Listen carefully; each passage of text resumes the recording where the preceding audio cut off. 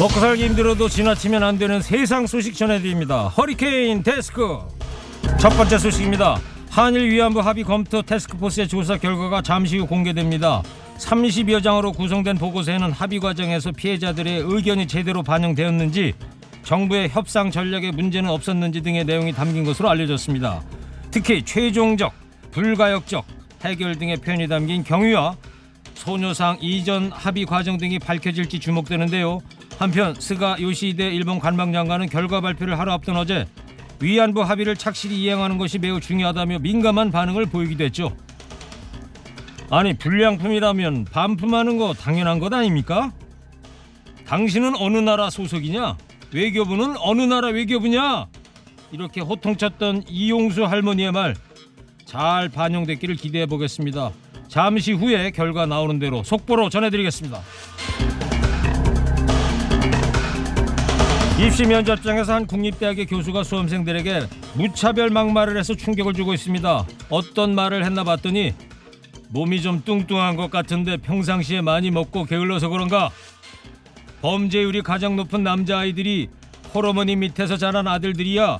때려 부수고 찔러서 죽이고 이런 걸 제일 많이 하는 애가 학생 같은 가정 스타일에 있는 사람들이야. 또 노원구에 있는 고등학교? 중계동, 상계동 옛날에는 빈민촌이었는데 내가 너 같은 고등학생 때 중계동, 상계동 완전히 똥냄새 난다고 해서 안 갔는데 등등. 이제 19살 아이들에게 외모 비하, 과정 환경 비하, 사는 곳 비하 같은 인권 침해 발언을 서슴지 않았습니다.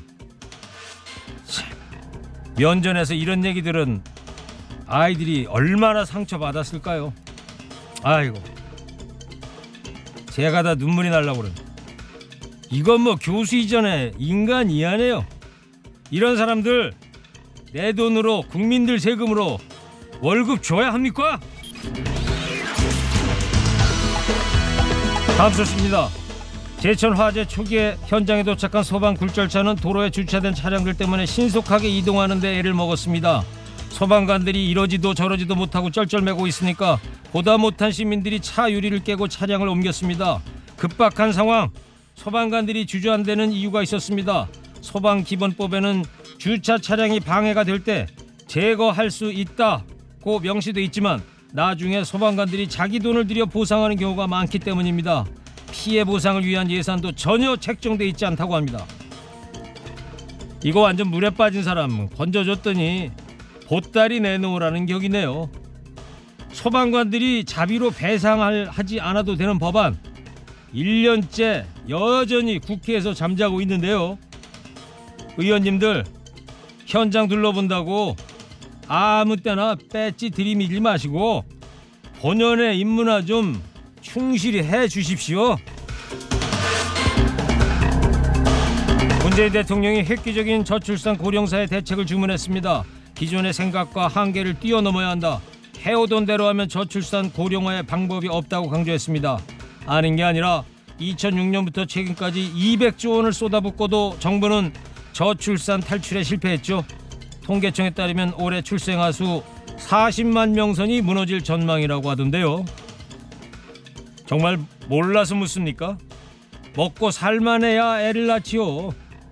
이번에는 방과후 수업을 확대한다, 어쩐다 하던데요.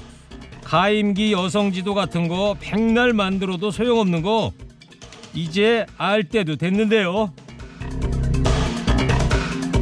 마지막 소식입니다. 정부가 2018년 이렇게 달라집니다 책자를 발간했습니다. 그 가운데 도로교통법 부분을 보면요, 내년부터 상호 인정 협약을 맺은 국가에서 발급받은 국제 면허증이 있으면 국내에서도 운전이 가능해집니다. 그동안 고속도로 1차로는 추월만 허용됐지만 정체가 심할 경우 일반 주행도 허용되고요. 음주운전에 적발된 차량은 무조건 견인되고 견인 비용은 술을 마신 운전자가 부담해야 합니다. 또 주차장 등 도로가 아닌 곳에서도 남의 차에 흠집을 내고 연락처를 안 남기면 처벌을 받게 됩니다. 그동안은 도로가 아닌 곳은 처벌이 어려웠었죠. 바뀌는 도로교통법 꼭 기억해서 2018년에도 안전운전 하시기 바랍니다. 오늘 허리케인 데스크 여기까지입니다. 깨어있는 시민이 됩시다.